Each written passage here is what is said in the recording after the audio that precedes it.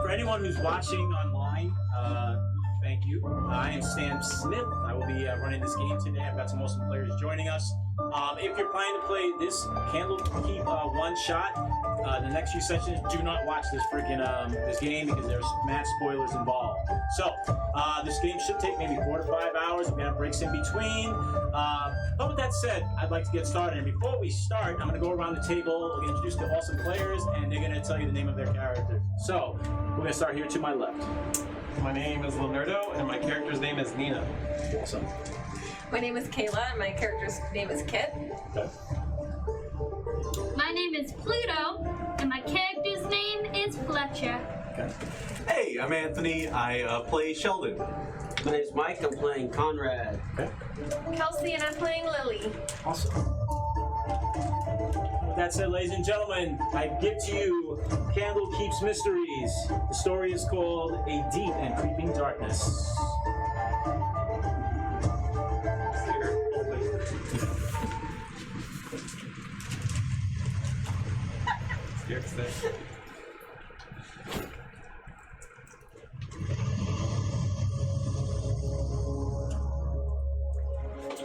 Set atop a rocky cliff, overlooking the Sea of Swords, stands a massive tower, surrounded by great ivory walls. Candlekeep is a destination of knowledge, tales, and wonder. The walled city has endured the elements in centuries and defied the elements of time. This walled city, what makes Candlekeep so special, are the thousands and thousands of books that are stored within the hollow walls. Seekers of knowledge travel from far and wide just to get a glimpse at some of these books that are held inside Candlekeep's walls. The many journals, the books, and other fantastical publications. But what does Candlekeep have to do with all of you today? Well, that's pretty simple. This is a story, and it needs a main character, and that is where you all come in. So prepare yourselves, adventurers, for we're about to partake in a story called A Deep and Creeping Darkness.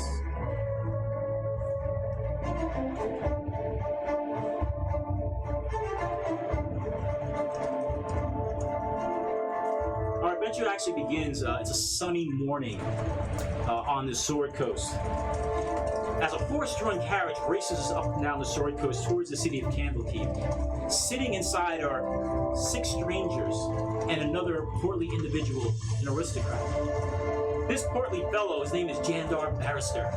Jandar, he sits in this carriage and he's jotting down notes in a book with a long feathered pen. The strangers in this carriage all have one thing in common. A simple contract they received and pulled up over a board, a message board in local towns and villages, asking for assistance for coin. Mr. Barrister, he's wearing a long brown jacket. He's in his late 50s. His undershirt is white. He wears green pants and matching suspenders. He has a candlebar mustache that grows up, and his sideburns come down his face. He's probably in his about late 50s. He looks like he hasn't missed a meal, and he's proud of that. He's provided very little information to the strangers in this carriage thus far, but it's about time he breaks the silence. As Mr. Barrister stops writing in the book, he closes it gently, and he looks over at all the strangers inside this carriage.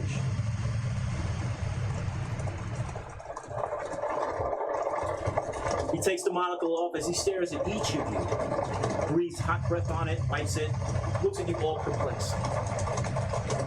Considering all of you are hired swords on my coin, this motley crew is a quiet bunch. Considering we'll be spending several days together, I think this is an opportune time for all of us to get to know one another. He grabs his book, opens it up, and he grabs a pen. He looks over at you. The house you came from, what name have they provided you? Nina. Nina! Would you describe to all of us what Nina looks like, please? Nina is a medium-sized, skinny elf-like complexion. Lovely tint of blue, wood, like green blue, wood elf. Excellent. And you, where are you from? What is your name? My name is Kit. I'm a human. I'm from the Outlands, and I'm very tan and beautiful. And you see that he's writing everyone's names and information in this book he has. So some of you take a glimpse at the cover, and the name of the book is called The Brave Adventures of the New. So he glances over to you. So what name have they gave you? Yo, my name is Fletcher. I'm totally an elf, and I like grants to really, really bad woodenly crafted elf ears. It's just really bad. Like maybe from a distance they could be like, seen as actual elf ears, but it's clearly very bad. Very pale skin. Seems like came from like the underground, or was raised and lived in the underground, and doesn't see much sunlight very often. Okay. He looks over at you. Not reptile, but I'm not one to turn away a hired sword. What do you go by? No, that's not the voice. That's my goblin voice. You gotta speak up, son. I can't hear you. It's fine. Okay. I was trying to do an old man voice, but I couldn't find it. I was like, everything just devolves into goblin for me. No. Hey, I'm Sheldon. A reptile is pretty rude. I'm a turtle. We are a sentient race of beings.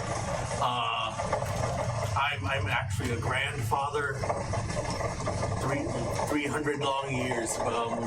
You see that he's wearing these like big Coke bottle glasses that make his eyes just look huge, and not much else, because like there aren't a lot of clothes that fit turtles. Like he has some slacks like that fit him, and he's like looking through a spell book. His like tome. Very good, my friend. I'll be glad to see what talent you have in store. He writes down in his book and his eyes fall upon you. My large muscle-bound friend. What do they call you? Call me Conrad. Describe what you look like, sir. I am a 56-year-old male barbarian, 6'8", carries a two-handed axe in one hand, and swings it with ease. Awesome. He jots down the information and he finally looks over at you. And your name, please. I'm Lily, and I'm a human peace cleric. I am pretty tan with long silver hair, and I don't plan on letting anything happen to my party. Very well, I don't plan on anything happening to all of you. As a matter of fact, I think this is going to be a peaceful commission, and I probably even no doubt you'll be drawing your weapons. However, I'm bringing you along just in case there is a occasional bandit here or there. He once again takes his monocle off, breathes heavy on it, wipes it, and puts it back on his face. I'm sure you have questions about our service and where we're going. I basically am commissioning all of you to help me locate my brother Cedric. You see, my brother Cedric was part of our company, Precious Mining Metals, and he was sent to a town called Vermeillon over 20 years ago. His job was to oversee a platinum mine. But over time, my brother's communications back to our house have gotten less and less until 10 years ago, there was nothing left. A mysterious magic hand comes in.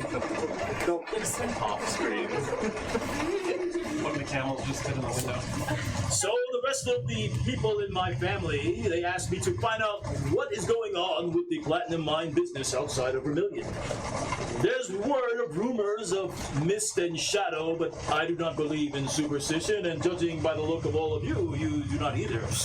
But coin, that is a different story. Once we're done, I'll make sure you're all paid very handsomely.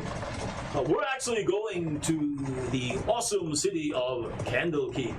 I'm pretty sure many of you probably heard it. If you haven't, you have to understand one thing.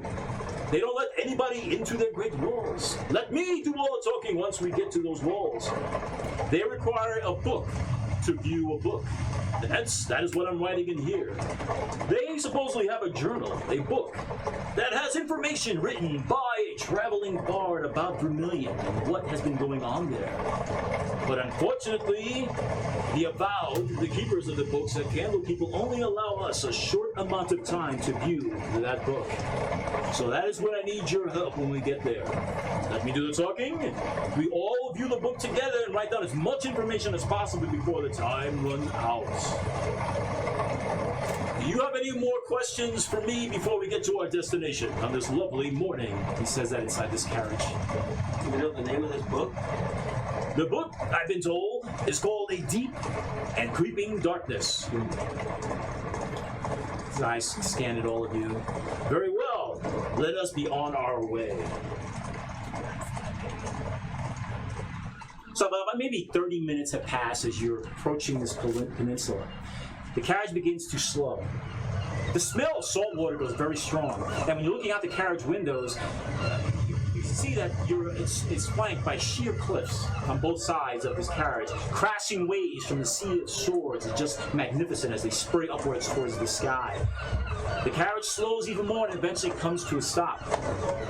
There's a shift of weight in the front of the carriage as a coachman opens up the door and sunlight from the morning fills this cabin in the carriage. Gandalf gets up, he grabs his cane, he adjusts his clothing, thinking that he's a very handsome, portly man. He looks at all you and smiles, and he says one last time, "Allow me to do all the talking." He steps out of the carriage. Are the rest of you going to follow? Indeed. All right, so let's put all your characters right over here, please.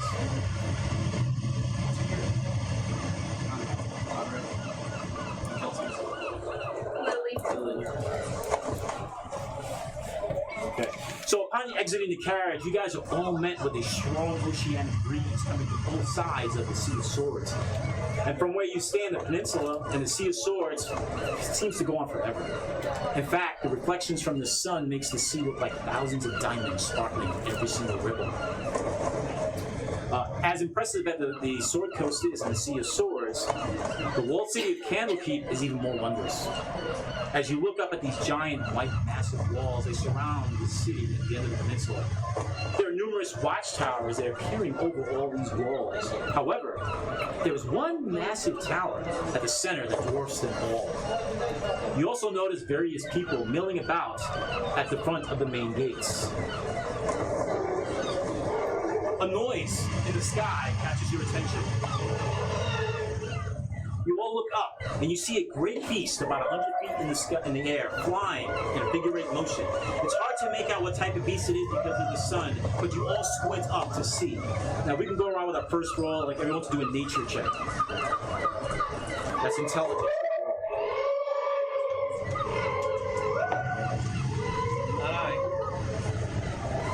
9, 9, 10. I also got a 9. Anybody at 12? 11.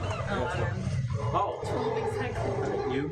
5. So the rest of you just see this magnificent looking creature with wings and it's a body almost looking like a lion.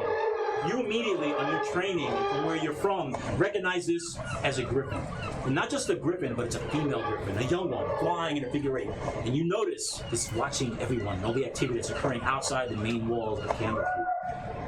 So, where you guys stand, the enormous gates of Candlekeep are about 3 times the height of any human. Each of these gates on the wall, they're wrought with colorful stones, and magical energy seems to be pulsating from all of these. Both doors of Candlekeep are closed, however. Silhouettes of soldiers you see peering over the wall with these long spears, watching the activities and making sure everything is staying calm. You know about griffins, and this griffin is probably watching as well.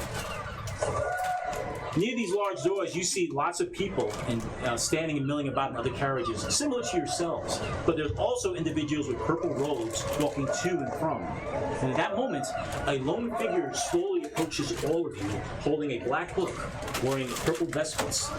As the person gets closer, you see it's a tiefling, a human that looks like a devil. The skin of this person is a dark brownish red. This tiefling's horns are black and they go upward into the sky. But this tiefling, even though it looks intimidating, this tiefling has a genuine smile about his face as he holds this book close to his chest. I am Baru. He puts his hand out and he bows and holds this book. Jandar walks forward. I am Jandar! And he says, and he taps his cane down, and he sort of looks at all of you and he bows. You guys want to do the same? Okay. Yeah, my character bows. Okay. Oh, here slips off a little bit, but Okay, as you come up, the tiefling says, Baru was told by the other avowed within the walls of Candlekeep that you all are coming to briefly look at one of our books. And he gestures to this black book he's holding close to his chest. Jandar quickly speaks up. Oh yes, and we have this book for trade. He holds out a book. Baru holds his hand out. The book that Jandar was holding flies out of his hands and goes right into the hands of the tiefling. The tiefling looks at it and smiles. He takes the other book and he holds its book out. The book slowly levitates from his hands, the other book, and starts coming towards all of you. The book opens up, and one by one pages start pouring out of the book in a circle motion facing all of you. Baru says, "You have 15 minutes to review the book. Enjoy," as he steps back. Jandar says, "Quickly, quickly! The pages in front of you! Read what they say and call it chapter 1. So each one of you has a page that flies in front of you. Chapter 1 and chapter 2 and so on. We need all this information to be nice and clear and slow. Who has chapter 1? I do. Nice and loud. We have 15 minutes. Nice and loud. Vermeillon appears to be a town of most refugees are coming from. Apparently, Vermeillon is a mountain village just outside the platinum mine, which employs most of the villagers. I need to find out why the refugees look so hopeless.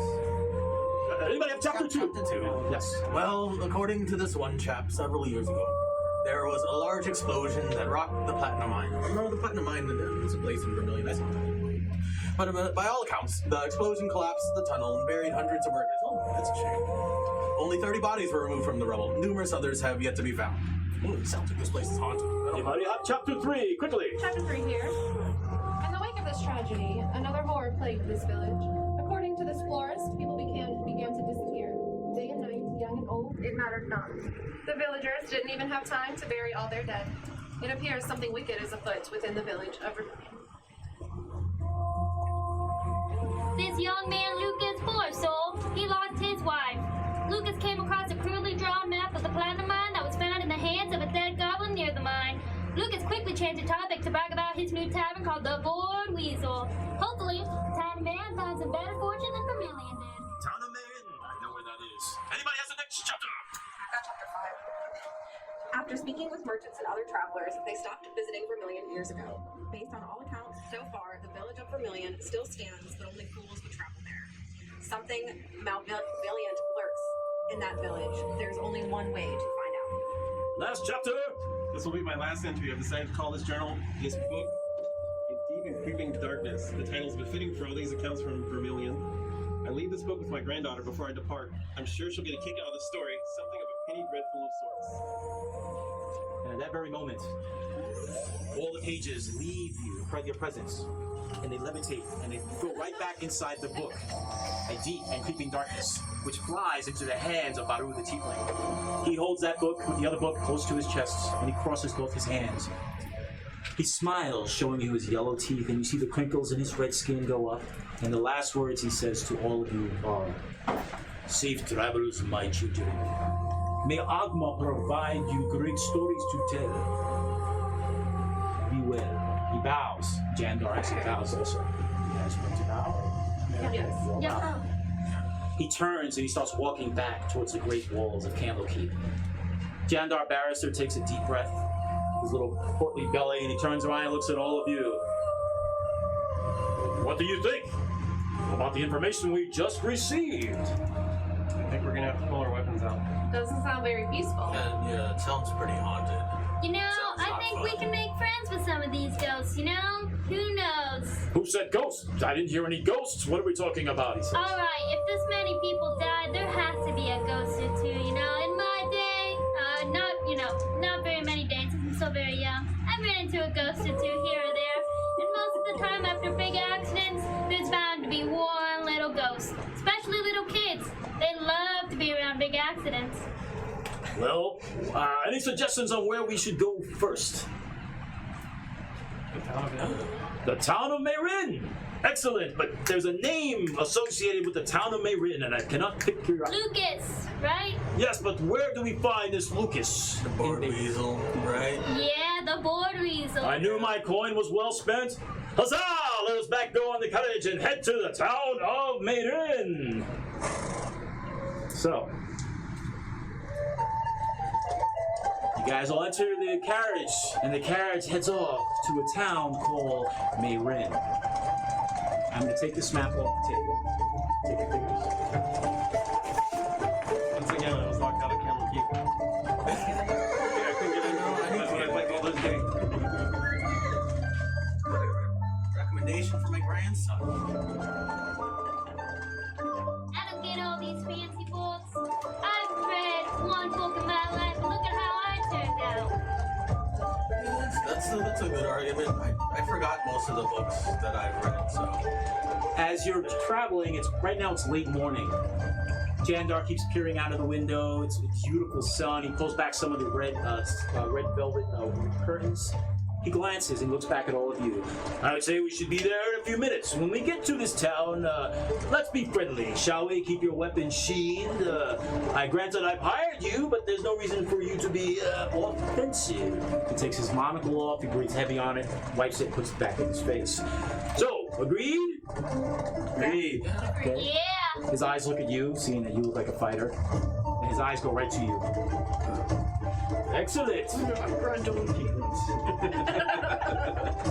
Alright, so. I'm just gonna make sure my dad, because I use a dagger, it's like, he's not, I mean, it's in a cloak, like kind of a cloak, it's like kind of hidden away. That's perfect. That's Perfect. fine.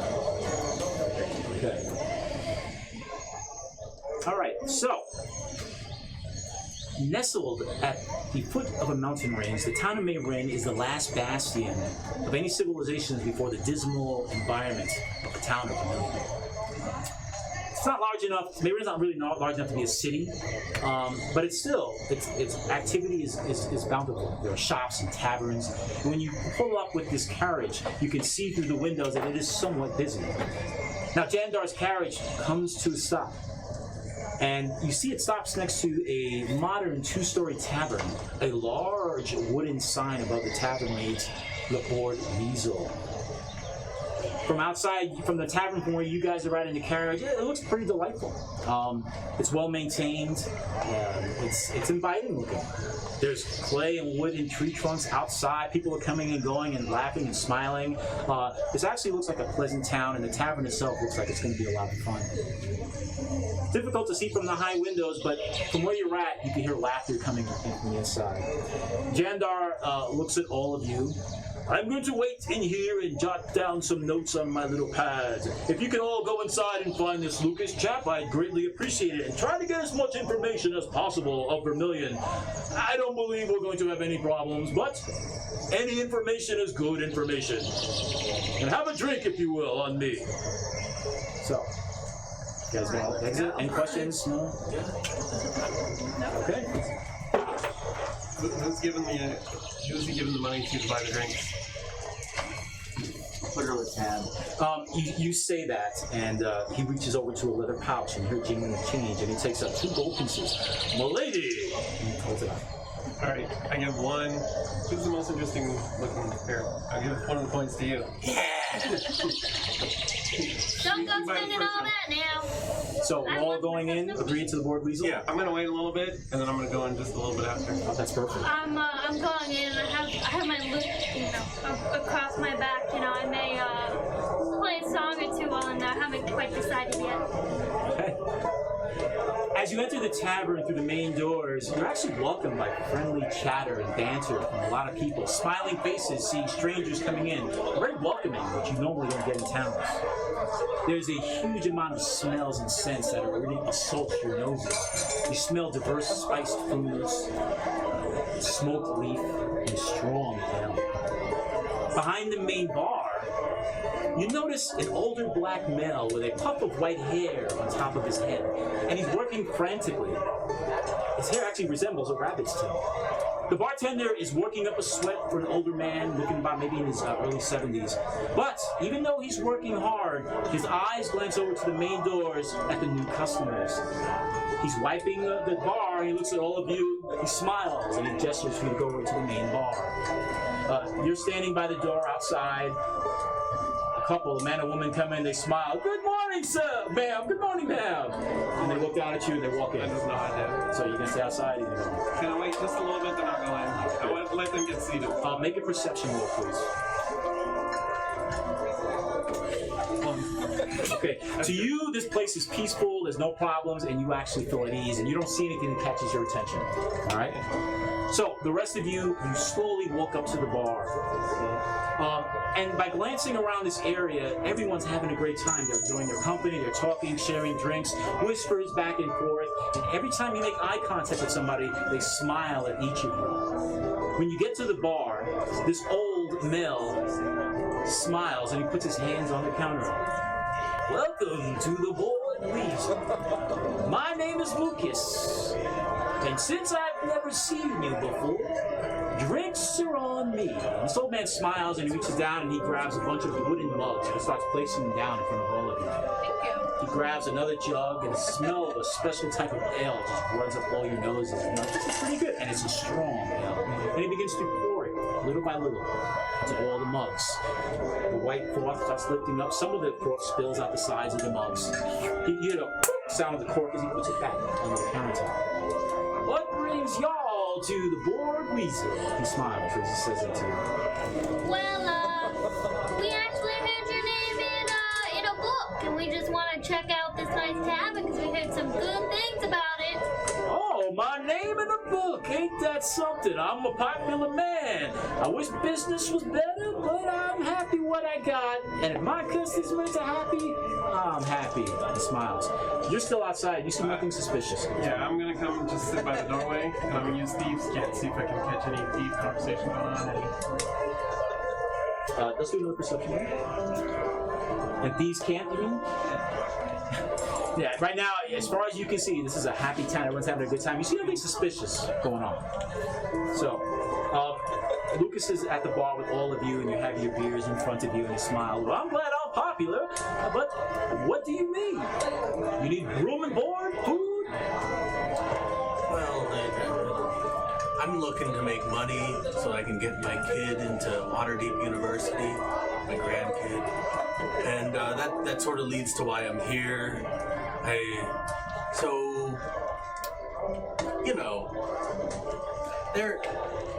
We need information. I interrupted. I say that. Okay, he goes, I like that, right to the point. Just gonna be like, He takes the jug of ale and he starts pouring more into your glass, and he looks over and he tops sorry. yours off as well. I'm actually 150 years sober, so I appreciate the offer. But you should have seen me about 200 years ago. I was pretty wild. Well, time is money, my children, so I'll eat them. you can get to the point. If not, I got a business to run, he says. There's a town, Vermin, Vermin like rats. I think that's what it was called. I'm not too sure. It's something Vermilion, like the green. At that moment, the entire tavern gets quiet. Oh damn. Everyone puts their drinks down. You pick up more than them from where you're at. Everyone looks nervous and they all look around. You're standing, and you just mentioned the name of Vermeillon. Is there anybody not looking around nervous? Everyone looks nervous hearing that name. Not you. Hey. Eyes fall on you occasionally, seeing like what Vermeillon, these strangers. Even Lucas gets a little nervous. He sort of leans forward and goes, not many people come to my tavern talking about that place. What business have you going to that place? I just want to write, maybe a song about it. I love some good folk songs here and there, and I just want a little bit of information on the town. Make a persuasion roll. Whew. I'm a bard. Hopefully this is good. Excuse me. Oh, you're drinking for two? 11. Ooh. Sorry. Lucas looks at you kind of odd, and his eyes glance over at you, and he sort of picks his head up and he looks over at her by the main door. You're all strangers speaking about a place that we don't like to mention. Why not? Well, your character's a female, right? Well, young lady, if I was going to have a conversation with you, anybody else in your party, about that town, I'll give you that information, but I only do it to somebody who can hold their liquor. He says that, and he starts pulling out these shot glasses, and he starts placing them all like this. That. Does he get two? Everybody gets one. Everybody gets one. Are you going to join them? No. Are you going to say the distance? Okay. Yeah, I'm just keep watching over. He then takes out this exotic-looking bottle of wine that's all with cork wire and twined around it, and he puts it on top of the counter. If one of y'all can hold your liquor at one of our local drinking games, I might entertain you with some answers about that. What say you? And now you notice everyone looks intrigued, and you see sort of grins and smiles on everyone's face. I love good old drinking. I used to do that back with my mom when I just turned the drinking age. When you say that, Lucas slaps his hands. Well, goddamn, we have last man standing, ladies and gentlemen. Let the drinking game begin. He begins to pour all in the shot glasses is very potent liquor to all of your glasses. Please take a 20-sided dice and drop it in there. Is he drinking with them? No. It's a drinking game. Everybody starts getting up and running towards the bar in a circle, and you can't see because you're so short. Are you gonna stay back? Let's stand on the table. Okay, you go up, down on the table. Lucas sees you and he holds his glass out like that. Okay. This is how we're gonna play this. At the first round, you're gonna take it, drink, and turn your thing upside down. And then one by one, we're going to lift. The first round, if you roll a 1, you can't handle the liquor, you're out of that round. The last person standing is the one who can ask the questions to Lucas. Ooh, I want to talk. Ladies and gentlemen, I'm not kind, but I drink. You don't want to meet me. You don't want to see shell. hold up the glass, take drink, and turn it upside down. One at a time. Wait, no. Hold it down. We'll start with you. Together. You're good for the next round. 18. You're good for the next round. 15.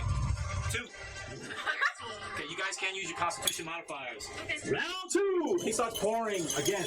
Around, second round. Now, if you get 2 and under, you're out. So we're gonna do one at a time. Go. Good, 17. All right. One at a time. 8. Good. 14. Good. 18. So we can use one more. Yes. Y'all can hold your liquor. Let's keep going. Third round. Bring it under your arm. One at a time. One at a time. Go. 12. Good. Nice. 5. 15. Yeah, what would you like to do? Just look around, see if there's people worth talking. Make another perception. 18. No. I don't see any. Oh, but yeah, there is opportunities for you to stick your hand and take some cash out of some people's pockets if that's what you want to do. Okay. I'm gonna let them. All right, 4th round. Let's go. One at a time. Go. 14. Nice, you're still alive. 14. 16. 10. Uh-oh. 5. Woo! Almost.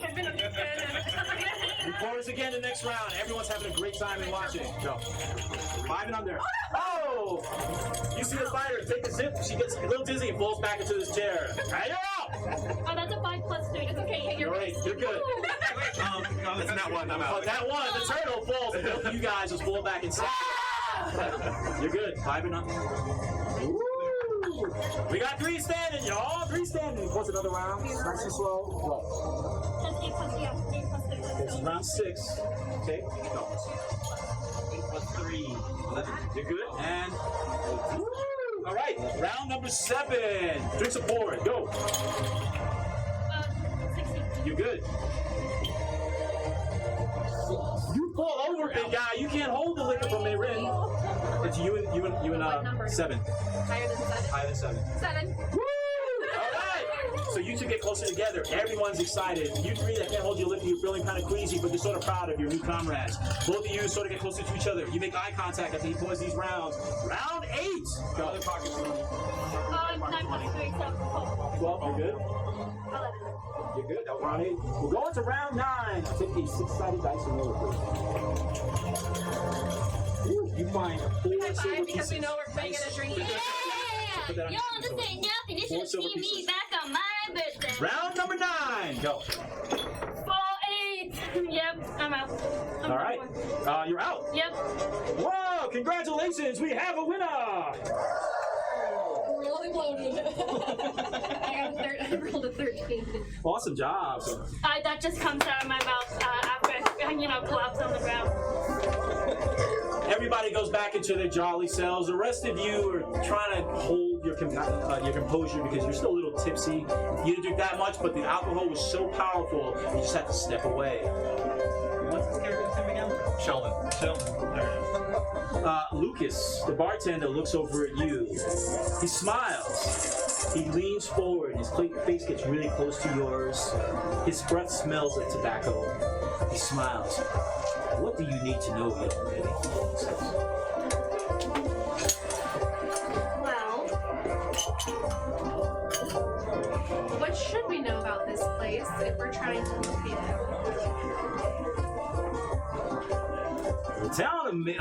The town you're looking for is just about 40 minutes from here north, at the base of a big mountain. You can't miss it.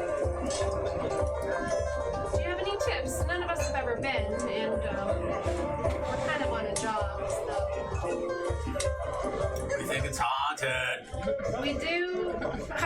suspicions of it being We haunted? know it's haunted. Son, don't know As yet. much as I would love to speak to the rest of y'all, he turns and looks back at you. Don't know if it's haunted back when I was there about 40 years ago, but 40 years ago. it probably is something going on, he says to you. I was there when my wife died in the explosion, he says.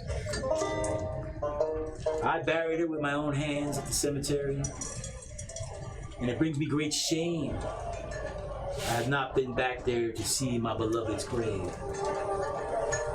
I'm embarrassed and ashamed, so if y'all gonna go to Vermeillon, she was my love, my everything. Now he looks at all of you. You don't know what true love is until you close your eyes and think about one person, and you open and you think about that person again. And that is my wife, Lorna. Ma'am, if you'd be so kind as go to the cemetery and lay some flowers on her grave, I'd appreciate it. Absolutely. There's a woman outside our shop, a cart. Her name is Astrid. She has a little cart with flowers. She'd be more than happy to help y'all. Did she have a favorite flower? She loved sunflowers. Is there any tricks to getting in to the city? Is there anything special we have to do or anything dangerous? It's not a city, my dear. It's a small village. And last I heard, it's overgrown with foliage and weird types of plants. Not many people travel up there, and those who have not come back.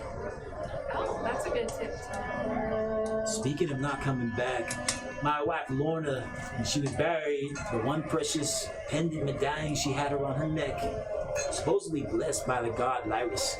I kept it. I could not have it buried in the earth with her, but I didn't want to leave the town of Vermeillon with a precious medallion. So if you go there is a big oak tree in front of the mayor's house at the end of the main road.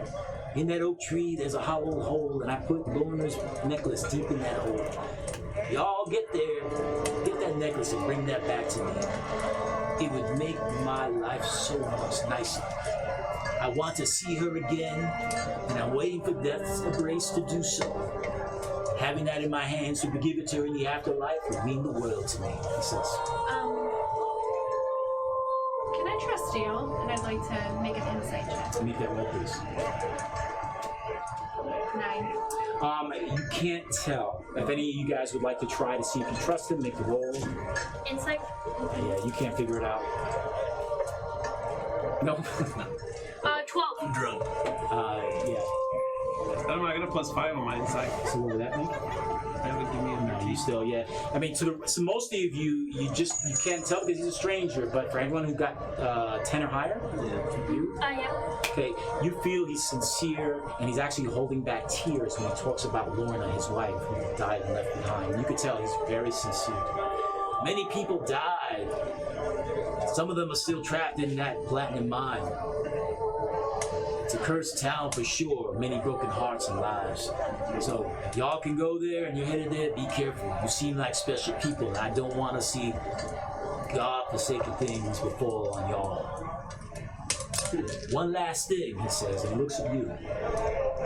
When I left with the other refugees 40 years ago, I came across the carcass of a goblin, decayed and had weird flowers and fungus growing all over his body. He was clutching a map, and he turns around and he goes behind the counter, and on the wall is a really cool looking map that was drawn on a piece of cowhide. He removes it, and he brings this to you. From what it looks like, I think that is a map of the platinum mine that the goblin drew. I kept it as a token to remind me never to go back to that godforsaken town of Vermeillon. So if you can share this with them, or if you guys take a photograph of it on your phones so you can have it as a reference point, because I'm not going to part with that map, he says. So, Hey kid. I got calligraphy tools I can write a No, map. I'll pass it around. if you do, so actually, I'll let you hold the map because your drawing will be so well done. But the rest of you should take a picture of it because I'll forget. I'm senile. So why is this place called the Board Weasel? Yeah, how'd you name the tavern? Your weasel gets bored. I bought this establishment from the previous proprietor. It was named the Board Weasel, and the people liked it, so I kept the name. I wanted to call it Lorna's Home, but since I'm new in this town, I didn't want to change things. You should change it now. Can I, if it's okay, can I sing you guys maybe a little bit song for see if any, people want to give us a little coin around here? If I perform a little song? Absolutely, we would love to hear it, he says to me. Okay. So you gonna sing a song? Yeah. As you're ready to sing, a person walking over with a little mandolins, walking over and smiling because they're here. And several people gather around, putting arms around each other with drinks, and they're looking at you with these great big smiles on their face. I need you to make a performance roll. And to impress this crowd, all you need is a 10 or higher. 6 plus my performance is 5, so 11. Nice.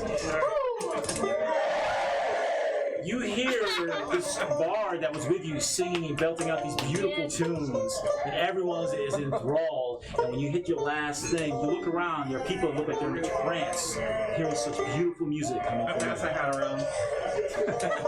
Trying to see if we can get some coins. Do you want me? Because I have a medieval folk song. I don't know. I know some DMs make their players sing. So Lucas speaks up to all of you. It's late morning and I don't want y'all to be caught on Vermeillon tonight, so if you have anything further, I would wish you the best of luck, and please see my wife's grave and bring me the back that in, he says. Good? Did I get any points? No, you didn't get any coin. He got coin. She got coin because she was sneaking and she did her thing. Hey, you better share that coin. Alright, so, are we all leaving? Going outside? Yep. I'm gonna go buy some. Astrid, the flower lady. Okay. Stepping outside, you start glancing around. Now, the streets of Mayrin it's still busy, though not as busy as when you guys first arrived. As you scan the area for particular vendors, one catches your eye standing next to a fountain.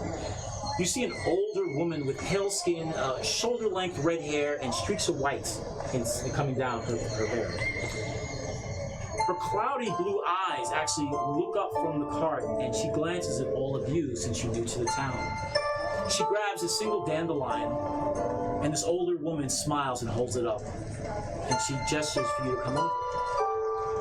She puts down the flowers, she sort of brushes back her hair very gently, knowing new customers are coming, and you notice her ears are somewhat pointed. Let's all make a history check, please. Anybody get 15 or higher, please? I got 15. I got 16. 20. Oh, not 20? No. Oh, dirty 20? Yeah. What about you? Okay. The three of you immediately on your travels and your studies, you know she is a half elf, human and an elf. Are we all approaching her? Yeah. Okay. As you approach, she says, "Good morning, everyone. I am Astra. Welcome to my flower cart." She holds her hands out. She looks very adorable, very thin and frail, and her nose is kind of cherry red, and she's smiling with her blue eyes scanning at all of you. How may I help you today? All your sunflowers. All your sunflowers are belong to us. Well, let me tell you, maybe not all of them, because I don't think we have a coin for that. I have 1 gold. I got. That's a lot of flowers. That is Yeah, one of that's a lot of That's flowers. at least a QP. How many sunflowers do you have? She goes, "I have a dozen of sunflowers. I'd be happy to give to you children," she says. I'm 300. She's older, but It's like 600. since you failed your role, you wouldn't know like they do that elves live a long time. Oh, okay. I also. So she hears a comment about the sunflowers. She's going down. She starts pulling out these very beautiful sunflowers. She takes out these small rusted shears and she starts cutting the stems. She lays it down on a beautiful little piece of cloth and starts wrapping it with a pink twine. And as she's doing this, she says, "What brings all of you children to Mayrin?" She's wrapping this. We're gonna bring these flowers to Lucas's wife's grave in Vermeillon. Her eyes stop and looks right at you. She sort of does a tight knot. She puts her hands back, and you guys sort of notice they start shaking a little bit. And she's embarrassed by that. She puts her hands behind her back. "My children, why do you need to go to Vermeillon?" We want to know about the creeping darkness. I want to write a song. She, as you say that, she reaches up and she grabs the flowers and she's presenting to you. Her hands are still shaking. I was once a child in Vermilion, many years ago. My mother, the mayor, she told me I had to leave because after the explosion happened, many children and adults went missing. My poor mother stayed behind because she felt since she was the mayor, she needed to find the reason why everyone was missing. So myself and the other refugees came here. Are you seriously going to Vermilion? She says. We are. Yeah. Do you know what caused the explosion? Her eyes look at you once again, and she looks kind of saddened when you say that. Make a persuasion. Persuasion. Not very persuasive. I'll give you a touch for some guidance. Force of personality. Intimidated. 19. Jesus Christ, you're killing it. You better not do this when we fight. If there's fighting. I don't think there's fighting. She says to you, Just punch this old lady. "But I remember as a child there was a company that arrived in Vermilion that started to dig in the mine of the mountain looking for platinum. I believe, if I remember, well, my mother, the mayor, probably is telling me the stories to keep me from getting scared, but she said it was probably faulty dynamite from this company that was digging within the mine." What company? So what? Do you remember the company? Precious something. That's what she says. And right away, that sort of catches your attention because Jandar Barrister, that's the company he works for, is Precious Metal Mining. Okay. The person who we're working for. Yes. Yeah. Who's at the carriage waiting for you, yes. You see her slowly lift up her hand. She has this beautiful ring. It's a platinum ring, and she starts twisting it, and she looks down at it, and she almost looks kind of sad, reminiscing. "If you go, please stop by my mother's house, the mayor. She has a similar ring to this," and she holds up this ring, and you see it is a platinum ring embossed with a beautiful snowdrop of a blossom. "My mother and I have the same ring, and before she sent me on my way, she gave me this one. I'm pretty sure she's not alive, but any information about her whereabouts and what her fate was would greatly bring me happiness and closure," she says. What's her name again? Mayor Leah Bourne. Got that. Yeah. And before we leave, I want to see if I can. I'm gonna put down a hat. I would like to perform again to see if I can get any coin From her off. No, not from her. No, from the In the town. Are we? square. Are I we? tried passing a hat, nobody in the bar wanted. Make a perception roll. How many flowers does she have here? So it's a cart, like a shopping cart. Like how 14. many? Like 14? a ton? You can see that people around you really don't care. They're walking about their business, and you don't know if it's probably you're going to get attention or not, but you can try. Yep.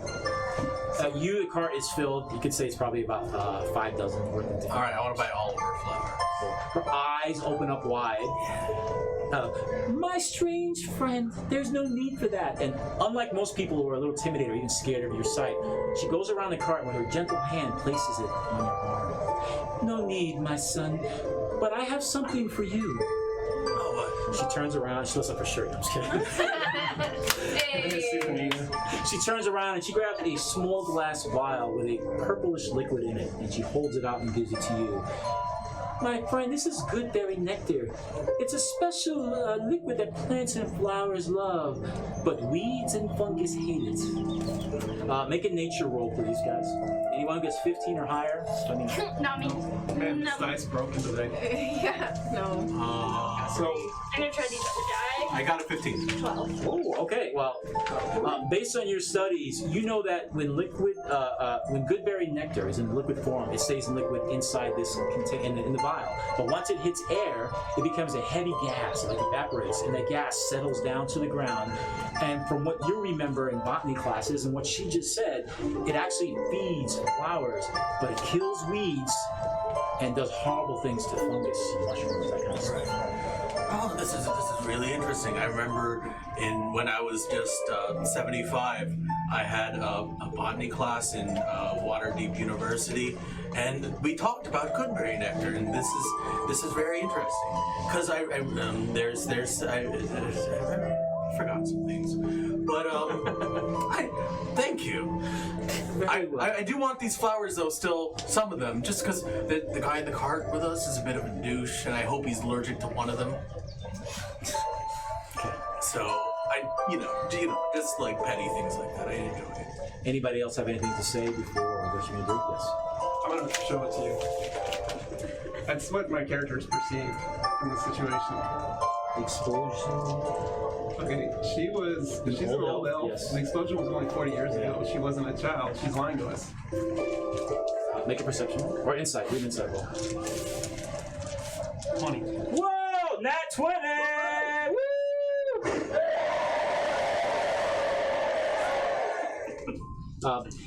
You're so good at reading people. You have an idea she's holding back information, especially about her age and stuff, but you feel that she's doing it to protect all of you.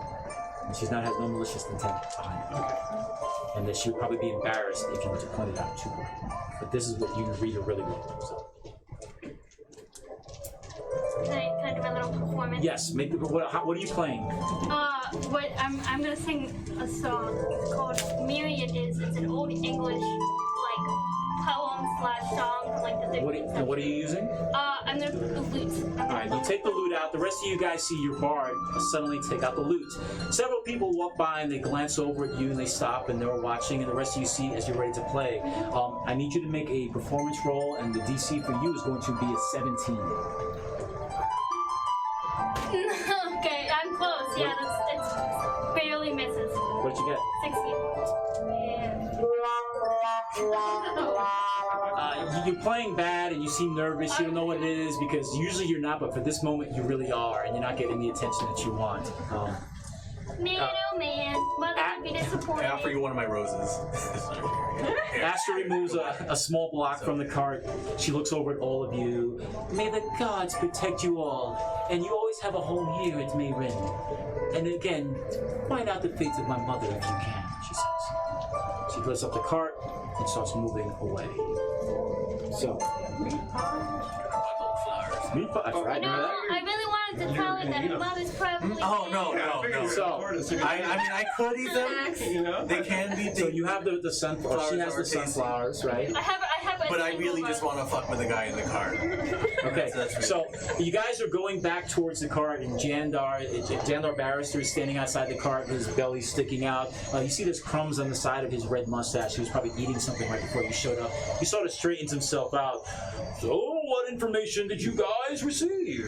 That's for us to know when you turn to wonder. We just know how to get to Vermeillon. Hey, listen, you don't need to know. We're gonna take care of it all. We can tell you where Vermeillon is. We know exactly where it is. We know where the mine is. Alright? Our little friend here has a map. We'll take care of the rest. We need bulk order of fungicides.